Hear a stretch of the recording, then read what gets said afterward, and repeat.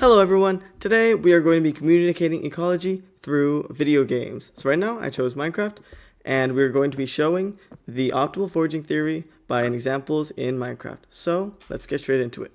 Alright, first let's say that we are a very hungry animal. And as you can see in the bottom right, my hunger bars are very low, so we need to get some energy. Good thing we found a berry right here. So we can walk over here and take some energy to get over here, but once you find the berry, we get enough energy to walk over to the next one. See, this one's really close, so it won't be too hard. It won't take too much energy to find it. So we can go there and get it. And as you can see, we get a little bit more energy. So we get a net energy gained, even though we do have to waste a little bit. But now we don't know exactly where the next berry is, so it might take us a little bit longer. So we have to search around, but we found another one right over here. So they're all pretty close together.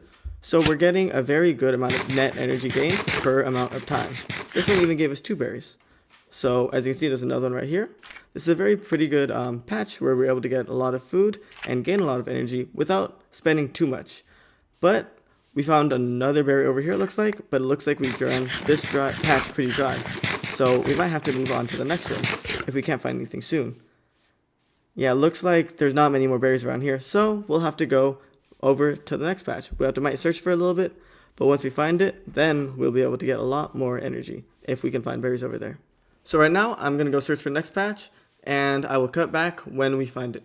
Alright, as you can see here, I might have found a few berries on the way to the next patch, but still not enough to really give me the energy that I need to last through the day. But it looks like a pretty dense patch right here, where we find a lot of fully grown berries right here. We might even be able to get a surplus of energy to last us for even longer to go and forage for other patches, or maybe to mate, or anything that we need energy for. Alright, it is a little bit hard to get these ones since it's so densely patch so dense and it might damage us a little bit, but overall the energy gained makes it very much worth it to go from the original patch over to this one.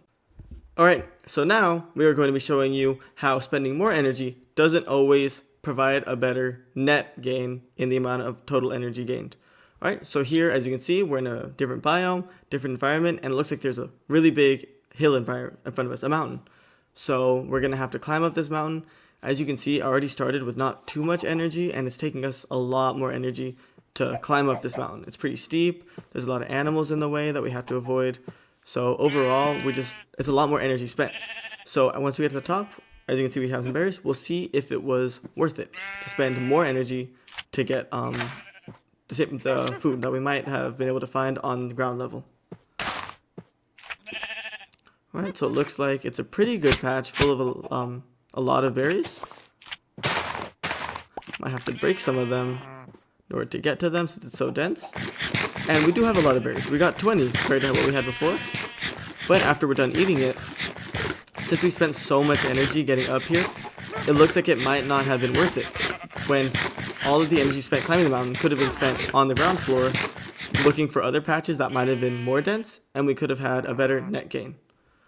Alright, so that just showed that even though I spent a lot more energy, it wasn't necessarily worth it, since in the end, it was around the same amount of energy gained in the end.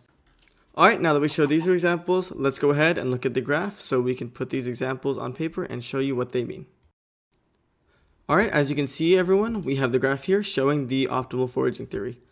So this red line right here shows the cumulative energy investment. That's how much energy we spend actually going to get the food to get the energy. And then this blue line right here is the total amount of energy gained. As you can see, even though you put a lot more energy, eventually it will reach a plateau and you won't really gain any more energy for the amount of energy that you spend. And then right here in this yellow line is the total net energy gained. So in the first patch, it's the first example when we had to go from the smaller patch to the more densely packed patch, we were probably around here. Since we didn't spend too much energy, we were just walking from one patch to another. But we were able to gain in the end a surplus of energy and berries that we could use for either more energy intensive activities or just keep as storage. While in the second example, we were probably closer around here, since we did spend a lot more energy getting up to the mountain, but in the end, we had probably the same amount of energy total gained as right here, since we reached like a plateau. So that means that it might not have been worth it for us to climb that entire mountain when we could have just stayed at the same level and then found more patches to forage. So for the next example that I show you, it's not going to be about energy spent versus energy gained, but more about the risk of predation when there are predators nearby versus the amount of energy gained. Alright, so we are here in a new environment, and you see we are hungry as our small amount of hunger bars on the right, so we need to go get some food. But when we look outside, there are a lot of zombies, our predators out there.